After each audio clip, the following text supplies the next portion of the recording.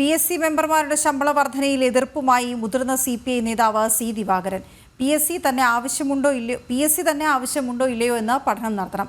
തൊഴിലന്വേഷകരായി യുവജനങ്ങൾ നാടുവിടുന്ന സ്ഥിതിയാണ്. PSC മെമ്പർമാർക്ക് പ്രധാനമന്ത്രിയെക്കാളും മുഖ്യമന്ത്രിയെക്കാളും ശമ്പളമുണ്ട്. ഒരു ടെസ്റ്റ് എഴുതാത്തവരാണ് നാട്ടിൽ എല്ലാവർക്കും ടെസ്റ്റ് നടത്തുന്നതെന്നും C. ദിവാകരൻ തിരുവനന്തപുരത്ത് പറഞ്ഞു. പബ്ലിക് സർവീസ് കമ്മീഷൻ കേരളത്തിൽ ആവശ്യമുണ്ടോ ഇല്ലയോ എന്നുള്ളൊരു പഠനം നടത്തണം. പിന്നെ അവർക്ക് കൊടുക്കുന്ന വേതനം, ഞാൻ മുഖ്യമന്ത്രിയേക്കാൾ ശമ്പളം ഉണ്ടെന്നാണ് എനിക്ക് തോന്നുന്നത്. PSC ചെയർമാൻ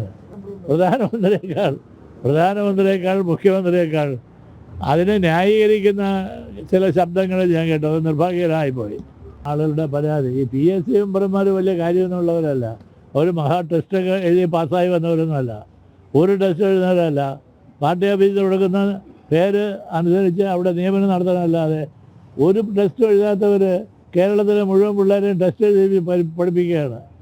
അതുതന്നെ ആ ഘടന തന്നെ തെറ്റാണ്. PSC മെമ്പർമാർക്ക് ഒരു മിനിമം ക്വാളിഫിക്കേഷൻ ഉണ്ടെന്നാണ് എൻ്റെ അഭിപ്രായം.